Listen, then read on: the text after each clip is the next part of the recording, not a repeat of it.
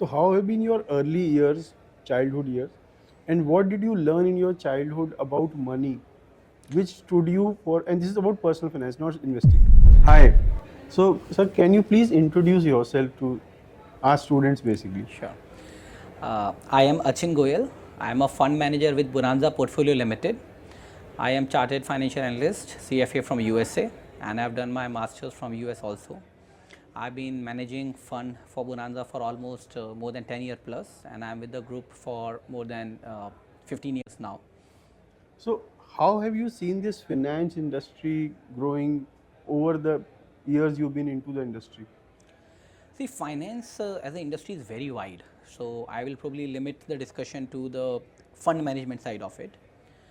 The fund management has changed its landscape from the traditional way of identifying the stocks to today the use of AI, ML and identifying the stocks. And another thing that has changed is the investor awareness. So earlier, if you look, maybe a decade ago, investors were not aware. The only thing they were aware was probably mutual funds. And mutual fund sahi hai, the campaign, it has really helped people to understand that there's something they can start with as small as 500 or 1000 rupees. But come today, fast forward, the awareness is huge, and I think that is good for the industry. And the innovative products have developed. I mean, if you look initially from mutual funds to PMS, now to AIF, long short AIF, hedge funds, PE funds. So the industry is maturing.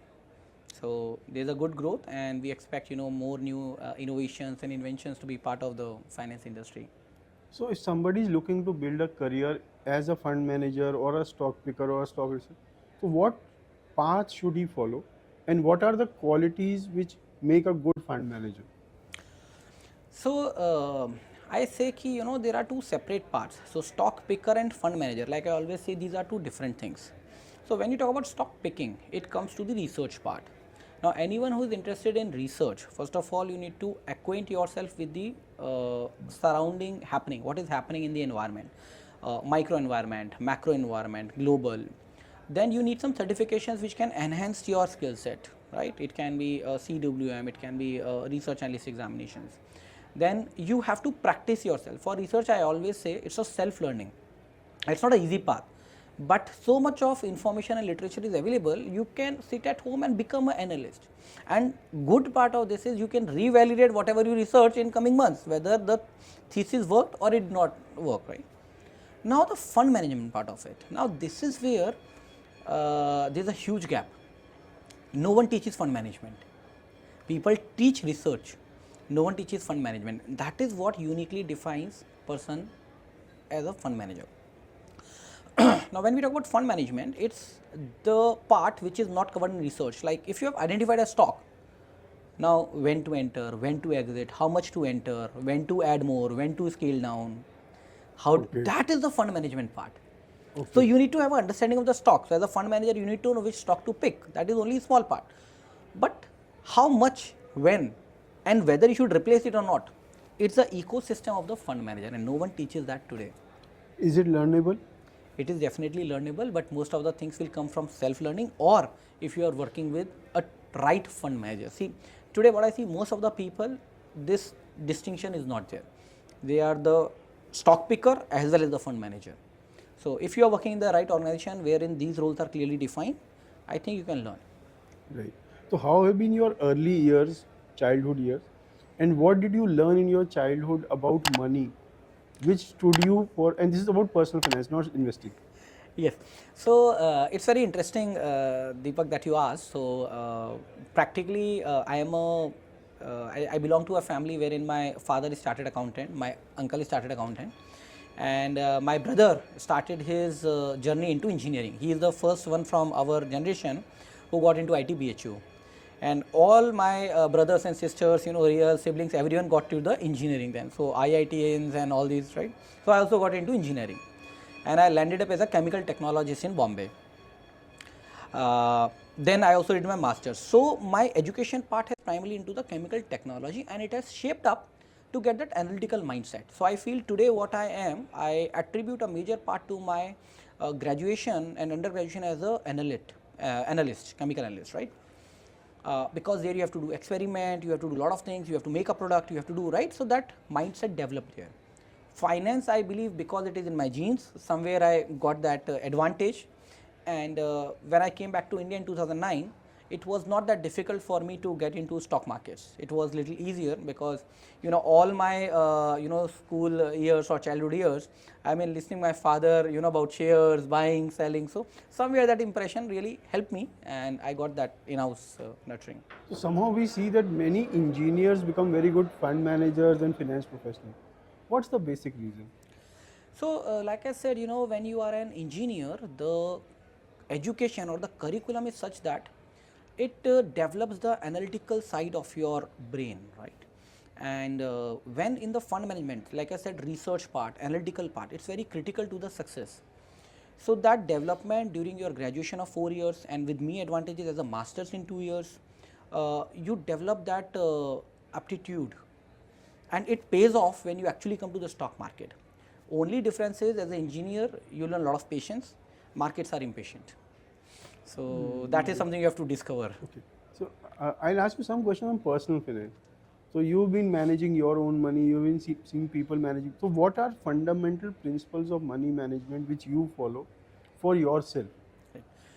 So, and again, Deepak, it's a very interesting question. So, being a fund manager, you have access to many things: technology, processes, people, stock ideas, multiple things, right? So, but even when I'm managing my personal money, the emotional bias comes into picture, and you won't believe, I also started investing in my own PMS, right? Because it is more disciplined, it has less element of emotions. So though I manage money, but I realize that discipline is the most important. So when you talk about personal finance, one of the key to success and get that good returns in a finance is the discipline and detaching yourself from the emotions. When it is should be out of your portfolio, you should sell it off.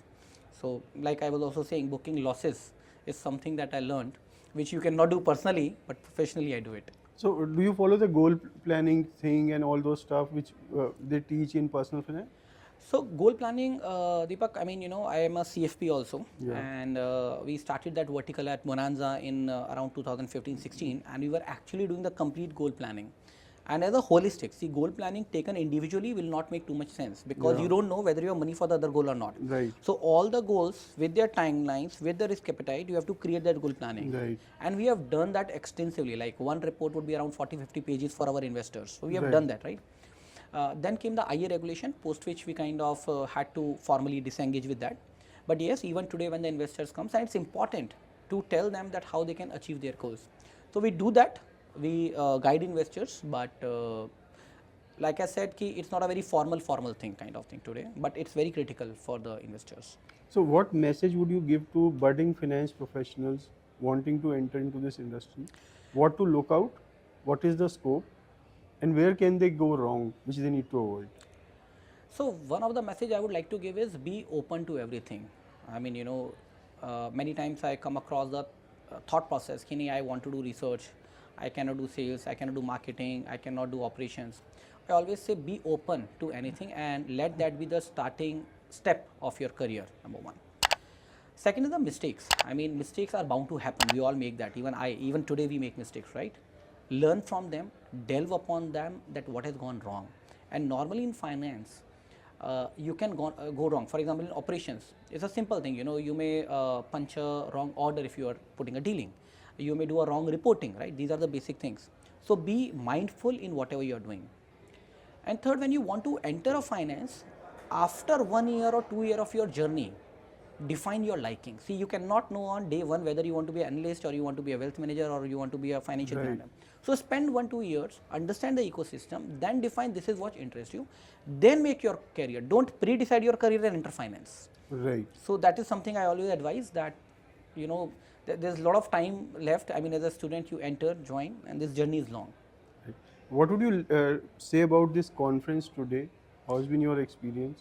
I think I had an excellent time. I'm enjoying my time still, thanks to AFM that we are able to interact with the distributors, with the manufacturers, and like I said, the upskilling is the need of time, and upskilling is not only for the students but also for the distributors. There's a huge need that distributors be trained, whether through certifications, whether through providing some additional tools, and AFM is doing a brilliant job, so keep it up.